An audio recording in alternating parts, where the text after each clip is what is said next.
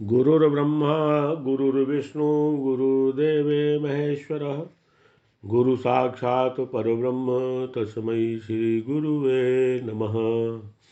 ओम शांति शांति शांति। भगवान प्रणाम।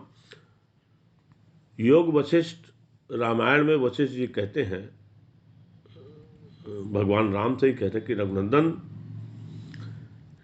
जैसे रूपहीन आकाश में ब्रह्मवश नील पीत और आदि वर्णों की प्रतीत होती है, उसी प्रकार सच्चिदानंदमय ब्रह्म में यह जगत संबंधी भ्रम उत्पन्न हुआ है।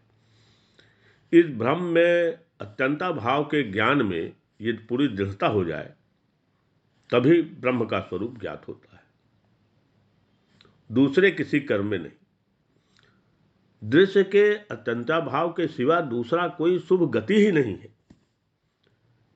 ज्यों के त्यों स्थित हुए इस जगत के अत्यंता भाव का निश्चय हो जाने पर जो शेष रहता है उसी परमार्थ वस्तु का बोध होता है।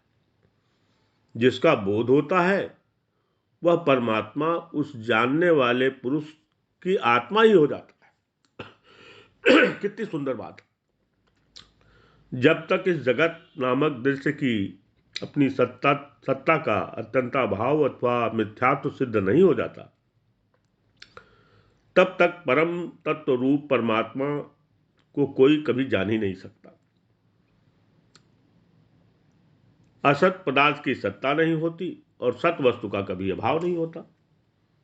जो वह स्वभाव से है ही नहीं, उसके निवारण में उसको मिथ्या समझकर त्याग देने में कौन सी कठिनाई है, कोई परेशानी है? जिसकी है ही नहीं सत्ता, उसका निवारण करने में क्या देरी है? अरे उसको मिथ्या समझकर त्यागो। यह जो विस्तृत जगत दिखाई देता है पहले उत्पन्न नहीं हुआ था, यह चिन्मात्र होने के कारण निर्मल आत्मा में कल्पित है, अतः ब्रह्म रूप ही है। उससे अतिरिक्त इसकी कोई सत्ता नहीं। जगत नाम से यह न कभी उत्पन्न हुआ, न ही यह कभी दिखाई देता है।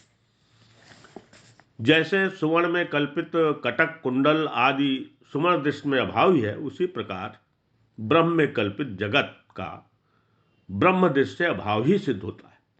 अतः इसके परिभाजन में इसे असत समझ लेने में कोई मेहनत परिश्रम करने की आवश्यकता नहीं है, ऐसा वशिष्ठ जी कह रहे हैं। फिर कहते हैं कि अब मैं बहुत सी युक्तियों द्वारा इस विषय का कुछ विस्तार के साथ इस तरह प्रतिपादन करूंगा जिससे अबाधित क्या है? परमार्थ है, तत्व का स्वयं ही अनुभव हो जाता है। जो पहले सृष्टि के आरंभ में उत्पन्न नहीं हुआ, उसका यहाँ अस्तित्व कैसे हो सकता है? मरुभूमि में जल नदी की सत्ता कैसे संभव है? ब्रह्म से प्रतीत होने वाले द्वितीय चंद्रमा के ग्रह भाव कैसे हो सकते हैं? बंध्या जो बांझ स्त्री है उसको पुत्र नहीं हो सकता। मरुभूमि में जल की सरता नहीं बह सकती। आकाश वृक्ष नहीं होता जिसको आकाश कुसुम कहते हैं। उसी तरह जगत रूप ब्रह्म की कभी भी सत्ता नहीं है। तत्वज्ञ पुरुष जिस विषय का युक्तियों द्वारा वर्णन करते हैं उसकी अवहेलना करना कदापि उचित नहीं।